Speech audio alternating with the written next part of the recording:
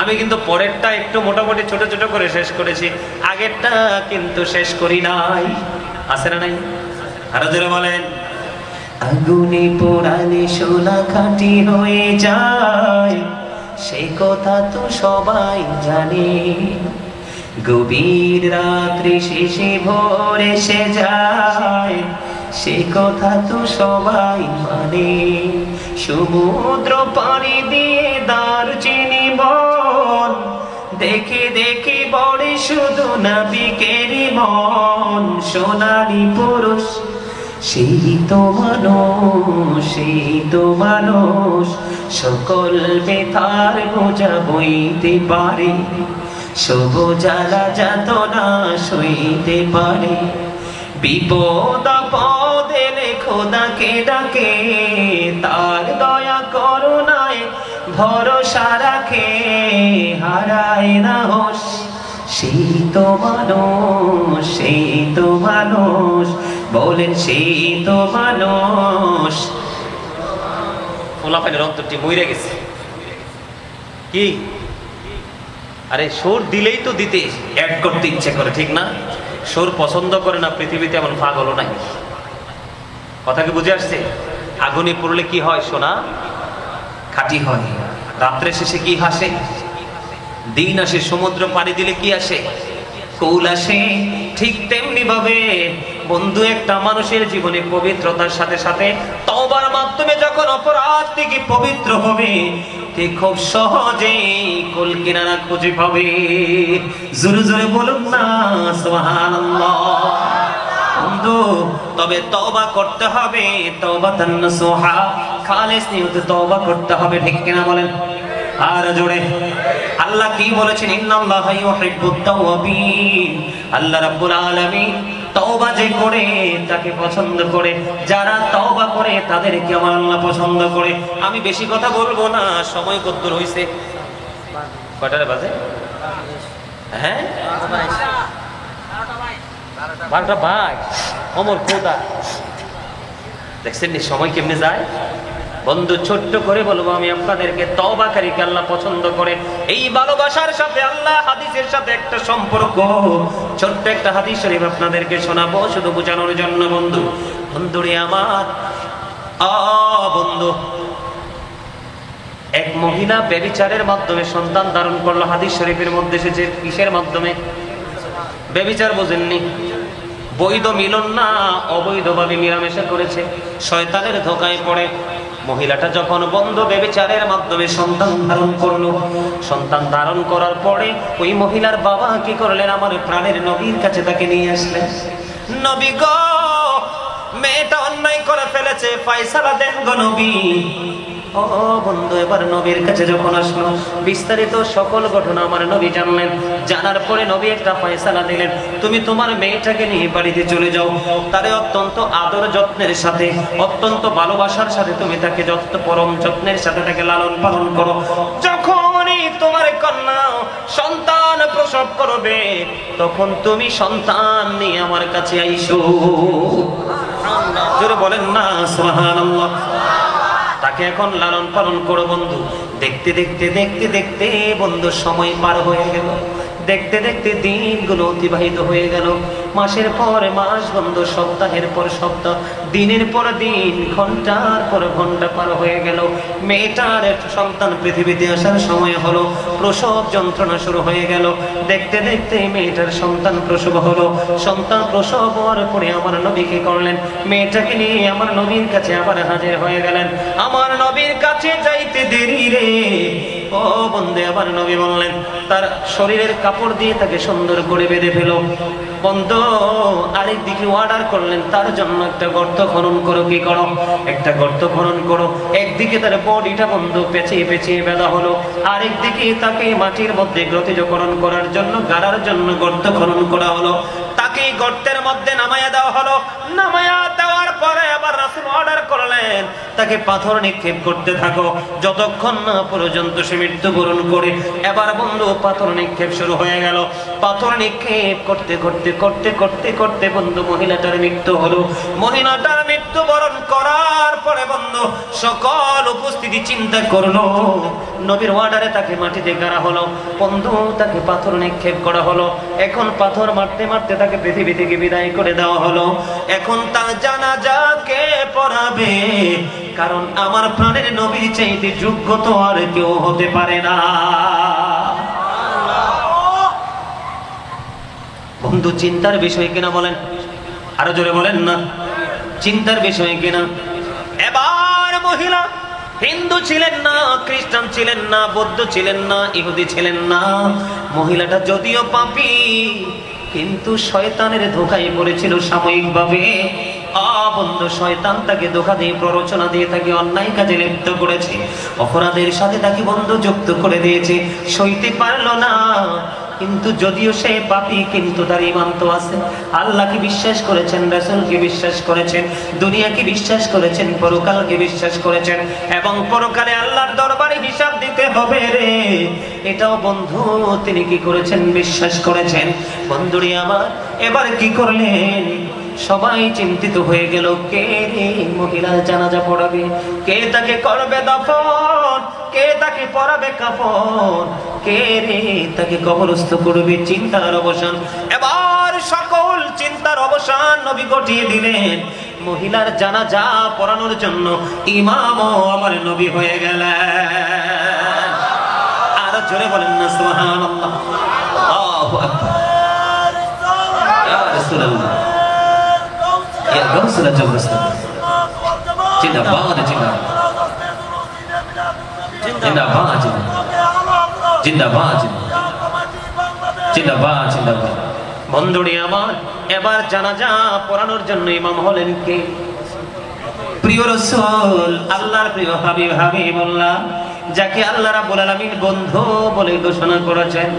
এবার কেউ বিশেষ চিন্তায় না পড়লেও হযরত ওমর বেশি চিন্তায় পড়ে গেল। বন্ধু জানাজার কাজ সম্পূর্ণ হলো। বন্ধু জানাজার পরে তাকে দাফন করা হলো। কেউ তো সাহস পায় না নবীকে প্রশ্ন করার জন্য। ইয়া রাসূলুল্লাহ, ওমর ডাক দিয়ে বলে, ইয়া রাসূলুল্লাহ, ইয়া হাবিবাল্লাহ, নবী গো, ও প্রাণের নবী, জানতে বড় মনে চাই গো নবী, কেমন করে সম্ভব?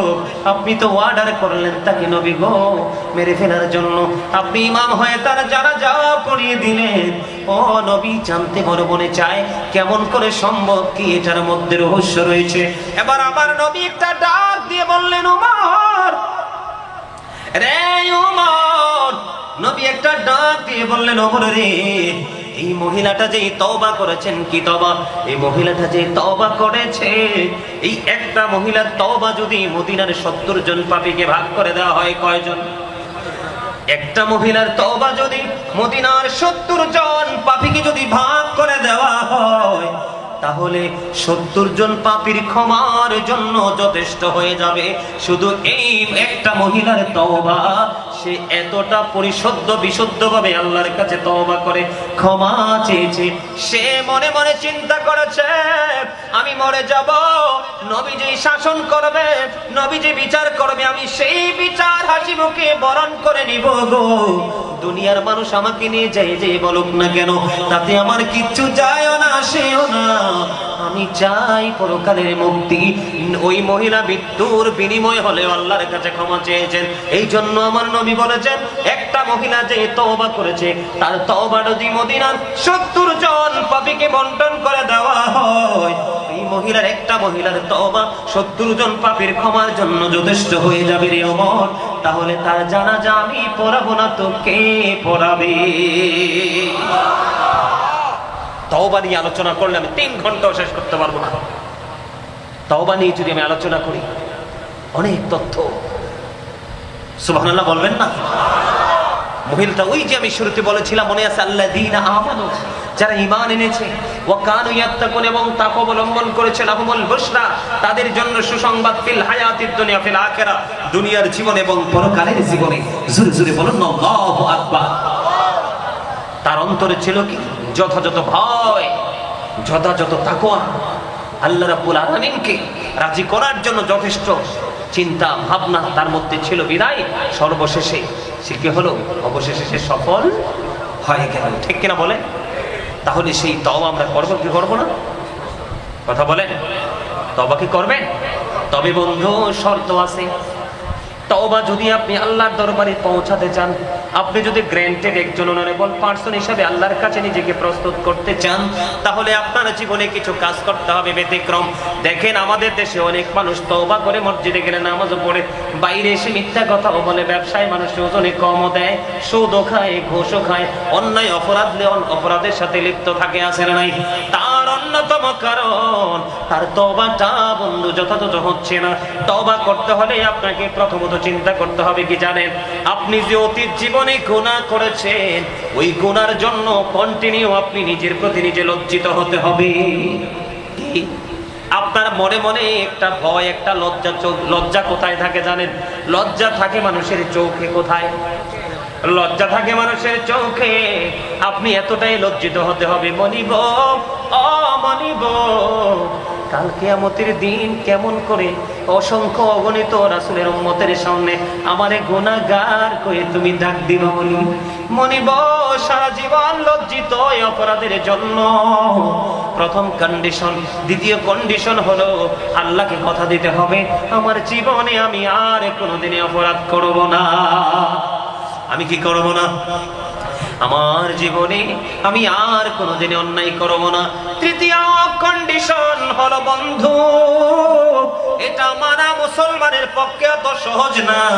তৃতীয় কন্ডিশন হলো, এখন বর্তমানে অর্থলোভী মানুষের সংখ্যা কম না বেশি? কথা কন না কেন? কিছু লোক দেখা যায় বন্ধু 2 দিন আগেও সে কি, 6 মাস আগেও দেখলাম সে কি শুকনা, 6 মাস পরে এসে দেখলাম আঙ্গুল ফুলে কলা গাছের মতো মোটা হয়ে গেছে। অনেকে আবার দেখতে বেলুনের মতো দেখা যায়, আছে না নাই? কথা বলেন না কেন? আছে না নাই? বন্ধু তুমি যদি আল্লাহর দরবারে তওবাকারী হতে চাও, তুমি হারাম অর্থ উপার্জন করে যে খাবার খেয়েছো, এই খাবার থেকে তোমার শরীরে যে গোস্তটা হয়েছে, এই গোস্তটাকে আবার তুমি খসাইতে খসাইতে ওই হালাল জায়গায় তোমাকে নামিয়ে আনতে হবে, তাহলেই তোমার তওবা আল্লাহর দরবারে কবুল হবে। কথা কি বুঝে আসছে বন্ধু? 3 নাম্বার হলো বন্ধু, বান্দার যে হক তুমি নষ্ট করেছো, কি চুরির মাধ্যমে, ডাকাতির মাধ্যমে, ছিনতাইয়ের মাধ্যমে, চুরি করে আরেকজনের বাগানের ফল চুরি করেছো, আসলে নাই? তোমার বৃষ্টি শুরু হয়ে গেছে, বৃষ্টির মধ্যে তুমি অনেকগুলো ছাগল পালো, কি পালো? আরেকজনের বাগান থেকে জোর করে কাঁঠালের ডালা কেটে নিয়ে এসছো, আছেন না নাই এরকম? কথা বলেন না কেন? আপনার ঘরে গৃহপালিত গবাদি পশু আছে, আছে না নাই?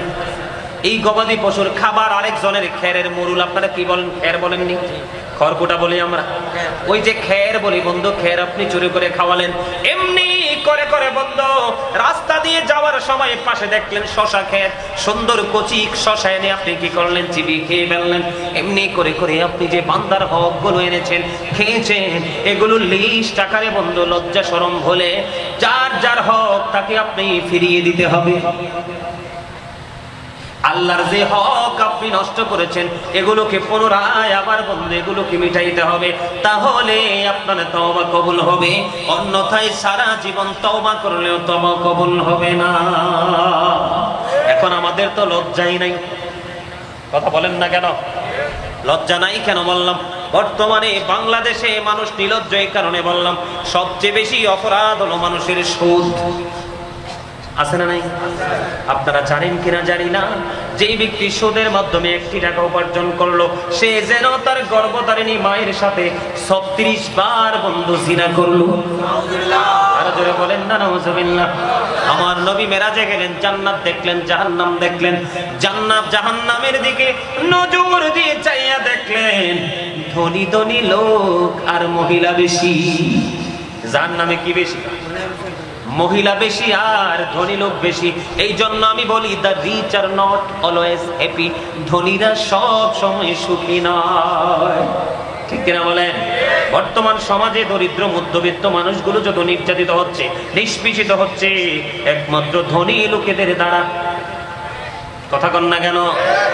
গরিবরা জান্নাতে বসবাসের বয়স 500 বছর হয়ে যাবে, আর বড় লোকরা এখন হিসাব দেওয়ার মধ্যে বরাদ্দ থাকবে। হায়রে আফসোস, যদি সঠিক বড় লোক হয় তার জান্নাতটা আবার একেবারে সহজ হয়ে যাবে। আমার নবী জান্নাতের দিকে নজর দিয়ে চাইয়া দেখলো রে, জান্নাতের মধ্যে দেখা যায় অধিকাংশই পুরুষ আর গরিব মানুষ। বন্ধু জাহান্নামের দিকে নজর দিয়ে দেখলেন এক একটা মানুষের পেট এক একটা ঘরের মতো বড় বড়। কিসের মতো? এক একটা মানুষের পেট এক একটা ঘরের মতো বন্ধু বড় বড়। এবার জিব্রাইলকে প্রশ্ন করলেন, ভাই জিব্রাইলেরা কারা?